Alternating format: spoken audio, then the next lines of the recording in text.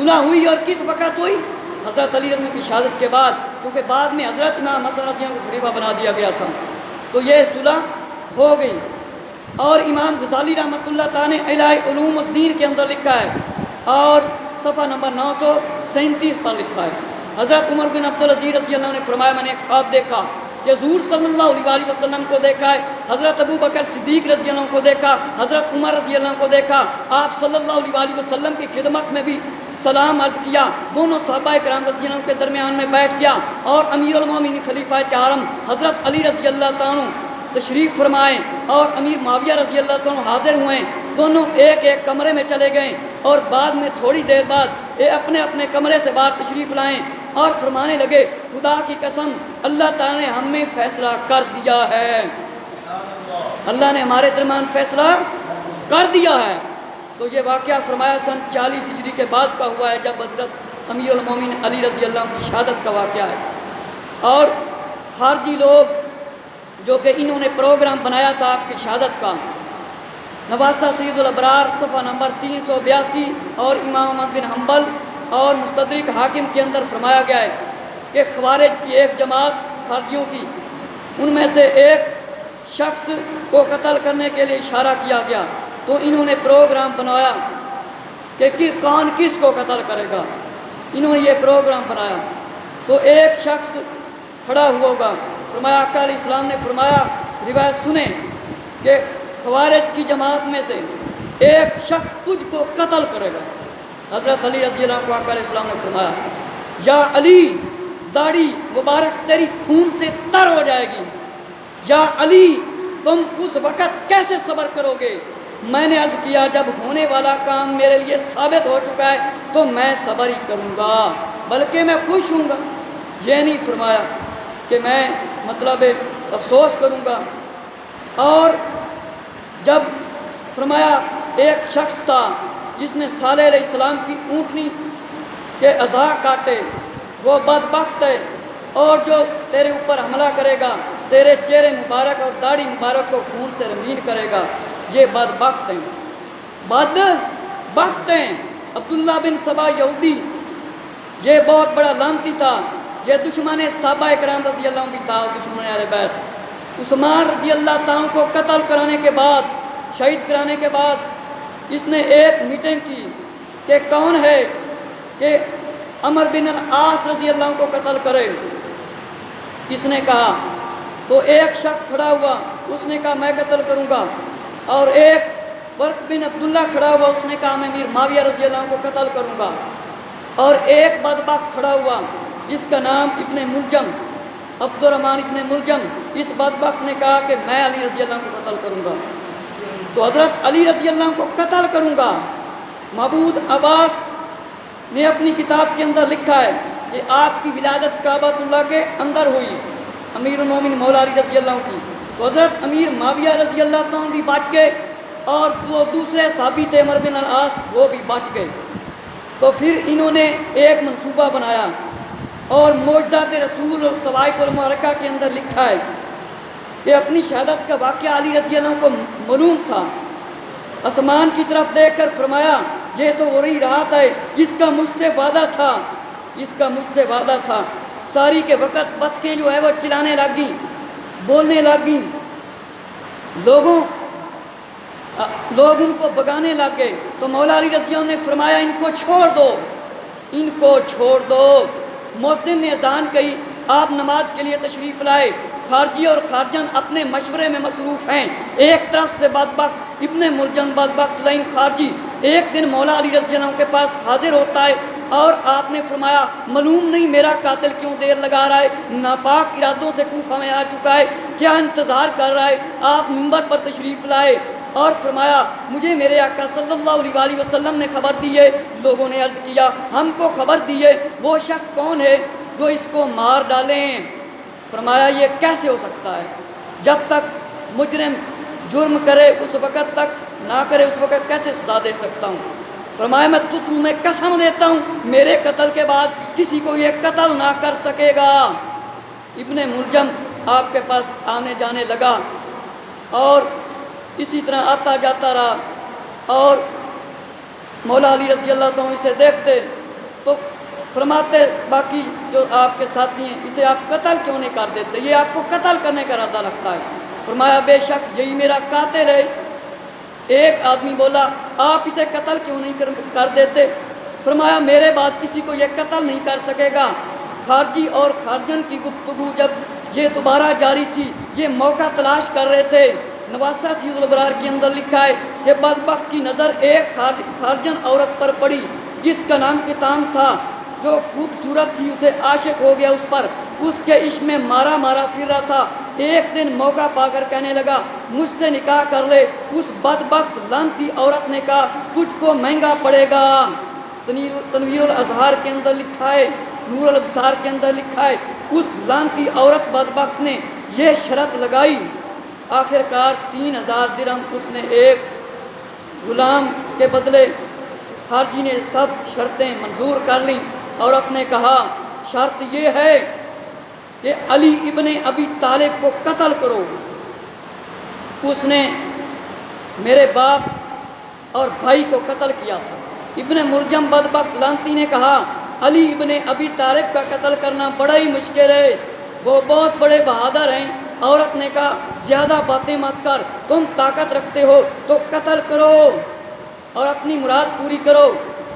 میری جان کو آرام ہو، تم میرے ساتھ عیش کی زندگی بسر کرو گے۔ ابن ملجم نے کہا تو اچھا کہنے لگی، میں پھر تیری مدد کرتی ہوں، میں اپنے چچا کے بیٹے سے بات کرتی ہوں، میں اپنے چچا کے بیٹے سے بات کرتی ہوں۔ ابن ملجم اور ان دونوں کے یہ دن رات مشورے جاری ہیں اور آخر کار انہوں نے قتل کرنے کا پکا منصوبہ بنا لیا۔ ابن ملجم کو اس نے کہا تم نے میری مدد کرنی ہے اس کے ساتھ، جب نماز پڑھنے کے لیے آئیں گے تو ہم ان کو قتل کر دیں گے، اگر تم بچ گئے، اس عورت نے کہا، تو پھر میرا اور تمہارا ساتھ رہے گا، اگر تم ہلاک ہو گئے تو پھر میری اور تمہاری جدائی ہوگی۔ اور ان دونوں بدبختوں نے تلواروں کے اوپر زہر لگائی، سامنے جا کر بیٹھ گئے۔ امیر المومنین حضرت مولا علی رضی اللہ تعالیٰ تشریف لائے، مؤذن مسجد میں آیا، آواز دی، اذان کے بعد امیر المومنین رضی اللہ تعالیٰ نے وہ تشریف لائیے، اور ابن نبا آپ کے آگے اور امام حسن رضی اللہ تعالیٰ جو آپ کے بڑے بیٹے پیچھے پیچھے تشریف فرما تھے، تشریف لے کر آ رہے تھے۔ فرمایا لوگوں نماز کے لیے آؤ۔ یہ معلوم تھا کہ آپ کا یعنی آواز دینا، نماز کے لیے بلانا، جس کو صدائے مدینہ کہا جاتا ہے، تو فرمایا آپ کا دستور تھا کہ آپ سحری کے وقت صرف 3 لقمے کھانے کے تناول فرماتے تھے۔ اتنے 3 ٹکڑے کھانے کے آپ سحری کے وقت کھاتے تھے، اور طاقت اتنی تھی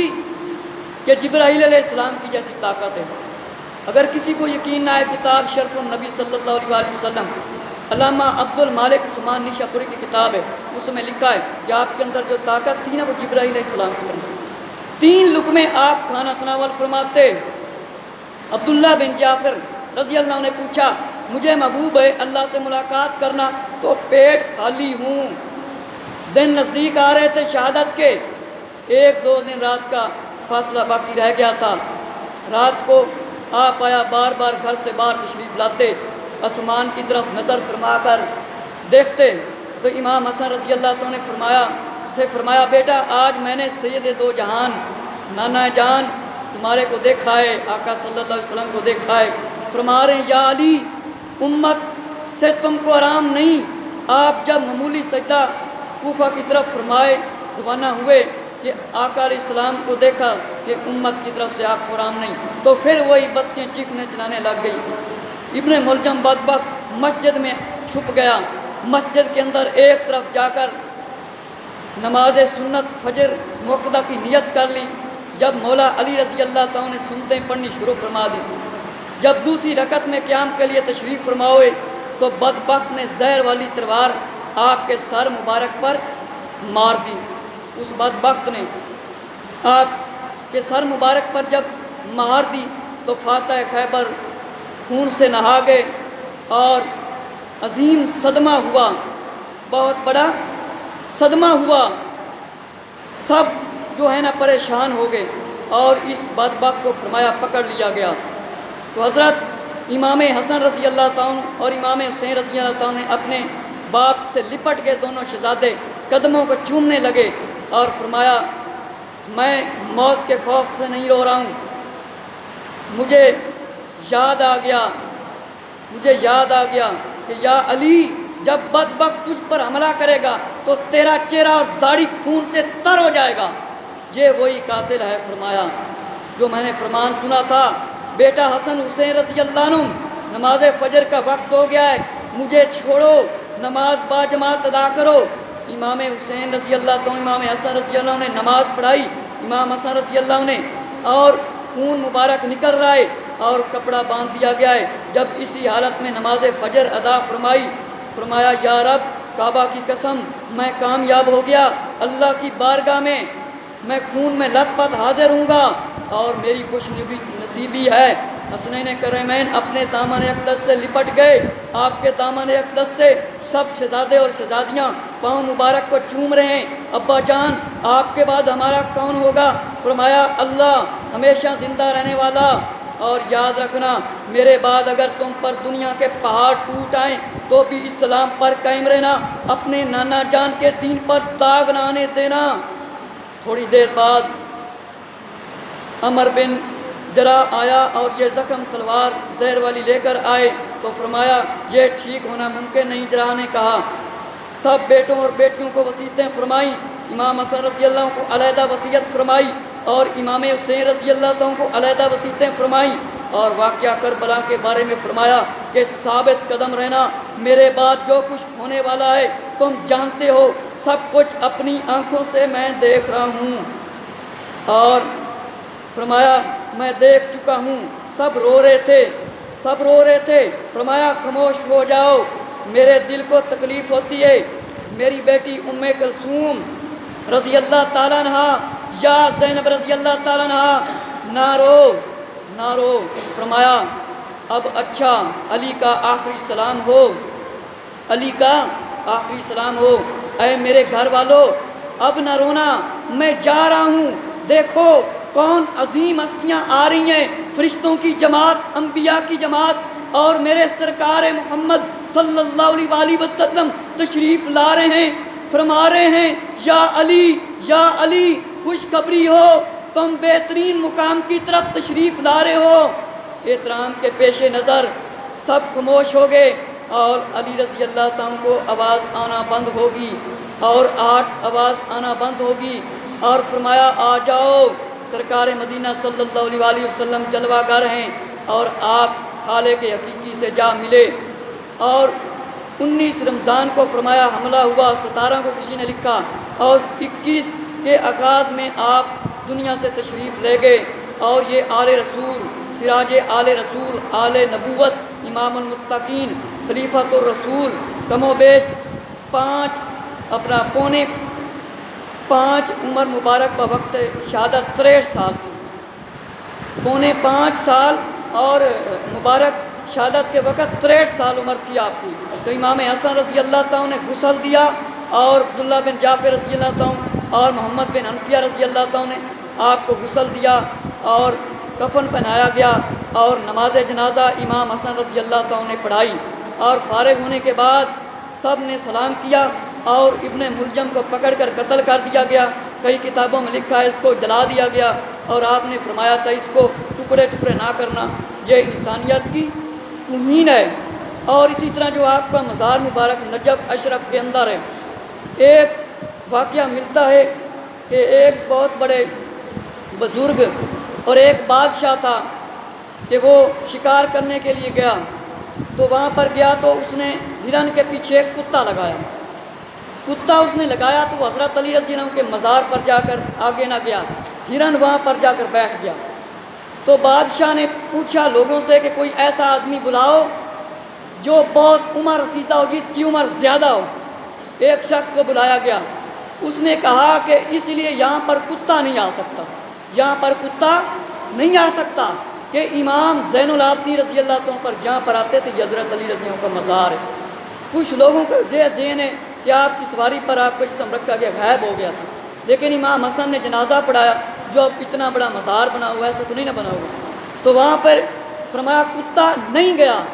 کیونکہ کتے کی آگے کیوں جرات ہو سکتی، کتا ناپاک ہوتا ہے اور وہاں پہ وہ جا سکتا ہے جو پاک ہو. اللہ رب العزت سے دعا ہے کہ ہم سب آقا علیہ السلام کی آل اصحاب رضی اللہ عنہ کے تذکرے سنیں اور سنائیں اور ان کی سیرتوں پر عمل کریں، تاکہ ہماری اولادیں، ہمارے گھر والے، ہمارے دوست مسلمان ایک دوسرے کی صحبت سے نمازی بن جائیں، بے نمازی نہ بنیں. بے نمازی ہو کر مرنا تو فرمایا کہ وہ بدتر ہے. کافر اور مسلمان میں ایک فرق نماز سے. آج سے عہد کر لیں گھر میں انشاءاللہ نماز پڑھیں گے اور نہیں آتی تو سیکھیں گے، قرآن بھی سکھائیں گے. اور یہ نہ ہو کہ رات کے 1 بجے تک فلم دیکھتے رہیں، ڈرامے دیکھتے رہیں اور ماہ رمضان کا مہینہ ہو اور ہم فلمیں دیکھتے رہیں، گانے دیکھتے رہیں اور سحری کے وقت کھا کے پھر سو جائیں. یہ کام نہیں کرنا. یہ اتنی بڑی قربانیاں، صحابہ کرام رضی اللہ عنہ کی قربانیاں، اہل بیت اطہار رضی اللہ عنہ کی قربانیاں، انبیاء علیہ السلام کی قربانیاں، اولیاء رحمۃ اللہ علیہم اجمعین کی قربانیاں، یہ انہوں نے تکلیفیں برداشت کی ہیں. ایک طرف سے صحابہ کو تیر مارا جاتا تھا، دوسری طرف سے نکل جاتا تھا. یہ ہمارے اندر احساس ہونا چاہیے کہ وہ بھی انسان تھے، وہ بھی